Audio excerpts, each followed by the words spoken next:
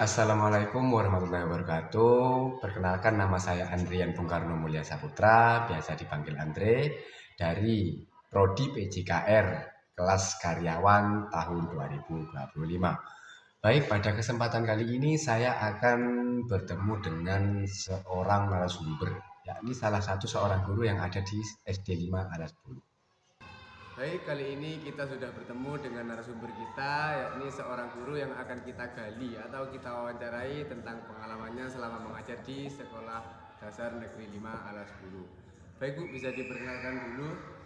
Baik, terima kasih Mas Andri. Assalamualaikum warahmatullahi wabarakatuh. Nama saya Dewi Rohmah. Saya adalah seorang guru di SD Negeri 5 Alas Bulu. Saya mengajar kurang lebih 6 tahun, jalan 7 tahun sekarang gitu Pak. Oke, sekarang kebetulan mengajar kelas 1. Ya, terima kasih banyak sudah mau meluangkan waktunya buat ngobrol bareng saya hari ini. Saya ingin mengetahui cukup banyak pengalaman Ibu tentang gimana sih caranya seorang guru bisa dibilang profesional dan punya komitmen. Dan apa sih profesionalisme itu tentang di dalam profesi seorang guru? Baik, kalau menurut saya pribadi Pak Andre, karena ini tentang profesionalisme dan juga tentang komitmen, maka saya rasa itu sangat personal ya, karena setiap guru mungkin punya pandangan yang berbeda. Tetapi kalau hemat saya, kalau yang namanya profesional berarti itu harus mampu Pak Andre, harus mampu, harus mumpuni di bidangnya. Karena kita adalah sebagai seorang guru, maka ya kita harus mempunyai kemampuan sebagai seorang guru. Kemampuan seorang guru itu ada kemampuan atau kompetensi personal. Jadi seorang guru itu harus memiliki personal yang baik, budi pekerti yang baik, dan juga bisa menjadi contoh atau panutan untuk muridnya dan untuk masyarakat. Kemudian ada juga kompetensi atau kemampuan pedagogik. Pedagogik itu berhubungan dengan anak-anak. Jadi bagaimana cara kita berhubungan dengan anak-anak, bagaimana kita mengenali karakter anak. Kan karakter setiap anak itu berbeda Pak Andre. Jadi perlakuan kita kepada anak itu bisa berbeda. Seperti itu, kita harus menyesuaikan dengan karakter anak, dan kita harus memilih pembelajaran dan strategi yang paling tepat yang bisa kita terapkan kepada anak-anak itu. Jadi tidak bisa sikap kita ke semua anak itu disamaratakan. Itu kemampuan pedagogik. Kemudian ada juga kemampuan atau kompetensi sosial. Berarti seorang guru itu harus bisa menunjukkan sosial yang baik. Jadi entah itu bermasyarakat atau berhubungan dengan orang lain, dengan sosial, harus yang baik seperti itu. Kemudian ada juga kompetensi profesionalisme. Nah ini yang Pak Andre tanyakan tadi. Jadi profesionalisme berarti kita harus mempunyai kemampuan sebagai seorang guru, yang mana seorang guru itu tugasnya tidak hanya mengajar tetapi juga mendidik. Ketika mengajar, kita harus mempunyai kemampuan untuk menyampaikan materi atau kompetensi yang menjadi tujuan pembelajaran itu sendiri. Entah itu terkait dengan kurikulum, RPP, nah itu masuk kemampuan kita dalam mengajar.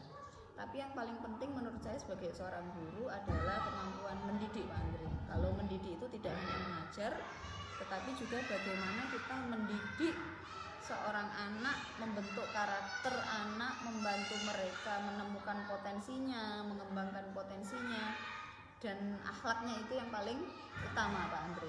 Apalagi kalau di SD, usia SD itu adalah usia yang sangat ideal untuk membentuk karakter anak, dan itu harus dimulai dari contoh dari seorang guru itu sendiri. Karena anak-anak itu seorang peniru yang baik. Anak-anak itu seorang peniru.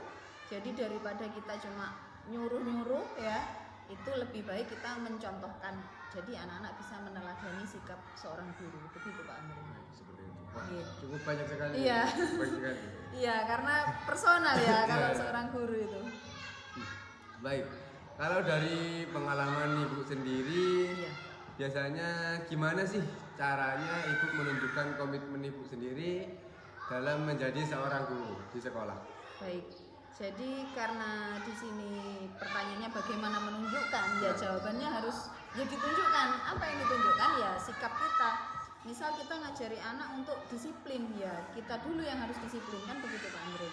Ya sebagai guru paling simpel kita juga datangnya jangan terlambat, berpakaian yang rapi, kemudian senyum ke anak itu, jangan peremut, kalau ada masalah di rumah jangan dibawa ke sekolah gitu Pak Andre.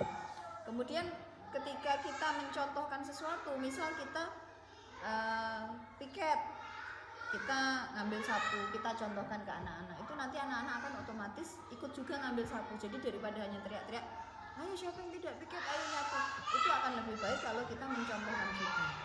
Bukan berarti kemudian kok gurunya yang nyapu, muridnya kok enak-enakan, bukan. Jadi kita niatnya memberikan contoh seperti itu. Kemudian dalam bertutur kata juga harus yang baik, yang sopan. Kemudian kalau ada kegiatan-kegiatan di sekolah, kita tunjukkan dengan kita tuh bersungguh-sungguh. Jadi anak itu kalau belajar itu ya harus sungguh-sungguh, gurunya juga harus sungguh-sungguh dalam mengajar gitu, tidak kemudian cuma ngasih tugas kemudian pergi, nah gitu Pak Andre. Jadi ketika ada yang butuh dijelaskan, kita jelaskan, intinya harus bersungguh-sungguh gitu Pak Andre kira-kira.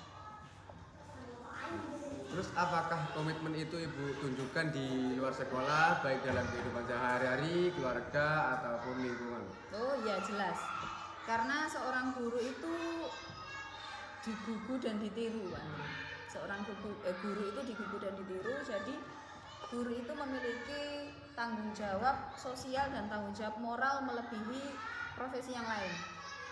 Jadi kalau mungkin Pak Andre mengamati di lingkungan rumah Pak Andre juga, itu kebanyakan kalau ada orang yang berprofesi sebagai guru, itu ya entah itu jadi RT, RW, atau takmir masjid, karang taruna, intinya dilibatkan dalam kegiatan kemasyarakatan. Karena guru dipandang sebagai orang yang berpendidikan dan harus bisa menyalurkan ilmunya, kemudian harus bisa bermanfaat untuk masyarakat. Jadi tidak ada istilahnya hanya jadi guru di sekolah, kemudian di luar sekolah aura-auran itu tidak bisa Pak Andre. Ketika misal seorang sekretaris perusahaan, dia hanya bekerja sebagai sekretaris di perusahaannya, ngetik.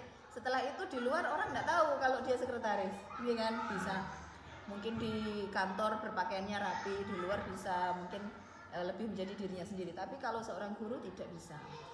Jadi bukan tidak bisa, tapi mungkin memang lebih terbatas dan harus benar-benar diperhatikan karena menjadi contoh di masyarakat. Jadi ya harus Pak Andre, komitmen itu harus ditunjukkan di luar lingkungan sekolah, terutama di masyarakat.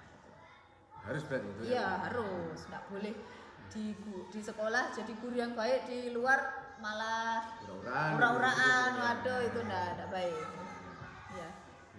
Berarti mungkin kalau selama ini mengajar ada tantangan-tantangan seperti anak-anak yang nangis atau dan sebagainya. Apa tantangan terbesar menurut Ibu selama mengajar di sekolah ini?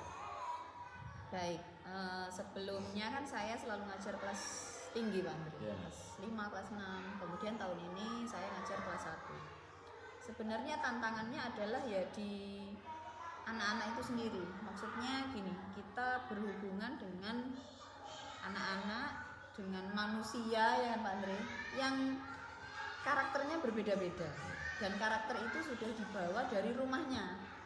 Nah, jadi tantangannya itu bagaimana kita bisa mengajar, bagaimana kita bisa mendidik, kita bisa memperlakukan anak itu ya harus sesuai porsinya. Ada yang di rumah orang tuanya lemah lembut, tidak pernah dibentak, kalau kita bentak nangis kan tidak bisa sudah. Tapi ada yang anak itu yang di rumah itu sudah terbiasa orang tuanya itu mungkin berbicaranya keras, jadi ketika kita kadang bicara keras itu malah tidak mempan juga. Cuma kan kita tetap tidak boleh mukul, itu kan tidak boleh. Jadi tantangan terbesar bagi saya itu ya bagaimana kita bisa berinteraksi dengan anak-anak yang berbeda-beda karakternya. Kita harus mengenali anak-anak, harus dekat dengan anak-anak, kemudian anak-anak itu kalau ada apa bisa terbuka cerita ke kita bisa membantu. Itu menurut saya tantangannya. Karena kalau hanya tentang teori mata pelajaran itu sangat bisa dipelajari Pak Andre, sangat bisa dipelajari karena sebagai seorang guru harus mau terus belajar, apalagi perkembangan zaman kan juga teknologi dan sebagainya itu harus kita ikuti. Tapi tantangan yang paling berat itu bukan di pelajaran itu sendiri, tetapi di hubungan kita dengan anak-anak, bagaimana kita menyesuaikan sikap kita dengan anak-anak yang karakternya berbeda-beda, itu tantangan bagi saya. Dan ini yang terakhir ini Bu. Iya Pak Andre. Mungkin ada pesan-pesan buat calon-calon guru atau mahasiswa keguruan yang sedang belajar agar lebih semangat lagi.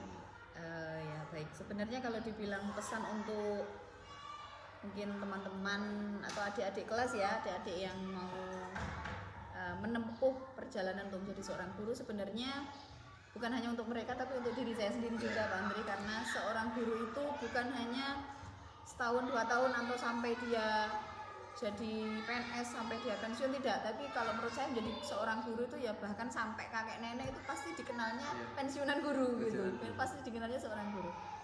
Ya mungkin pesan yang ingin saya sampaikan untuk semuanya, para mahasiswa, calon guru, dan juga untuk diri saya sendiri, untuk menjadi guru itu modal utamanya adalah kita harus cinta kepada murid.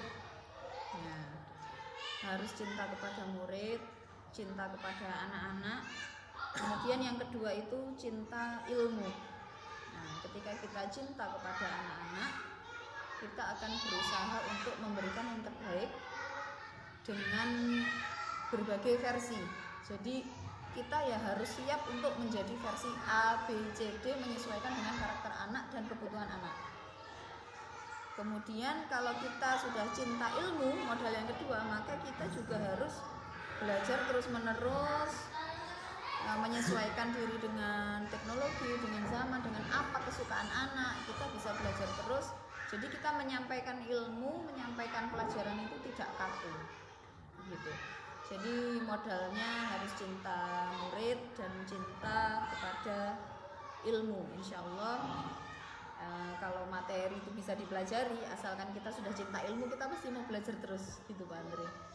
Karena ketulusan kita itu kepada anak itu pasti sampai, dan ketulusan itu pasti menemukan jalannya sendiri. Kalau dibuat-buat itu biasanya bulet Pak Andre jalannya. Tapi ketika kita tulus, ketika kita bersungguh-sungguh niat untuk mendidik anak-anak, apalagi didasari dengan ibadah dan cinta kepada anak-anak, cinta kepada ilmu, insya Allah Allah akan memberikan jalan, dan insya Allah ketulusan itu akan sampai kepada mereka. Gitu Pak Andre. Panjang ya kayaknya. Banyak juga pengalaman Ibu Dewi. Iya. Saya orangnya suka ngobrol, suka ngomong gitu Pak Andre. Ya baik, mungkin itu saja mungkin Bu. Ya, terima kasih banyak atas cerita dan pengalamannya. Semoga semangat dan komitmen Ibu bisa jadi inspirasi buat kita semua. Amin, amin, Ya. amin. Sama-sama, terima kasih juga Pak Andre. Dengan wawancara ini saya juga seperti recall dan recharge energi saya yang tadinya mungkin saya harus capek, malas, akhirnya ingat lagi, oh iya tujuan menjadi guru itu untuk apa, untuk menimbulkan lagi rasa cinta kepada murid. Saya juga berterima kasih Pak Andre atas kesempatan berbagi yang seperti ini. Ya, mungkin cukup sekian dari saya. Assalamualaikum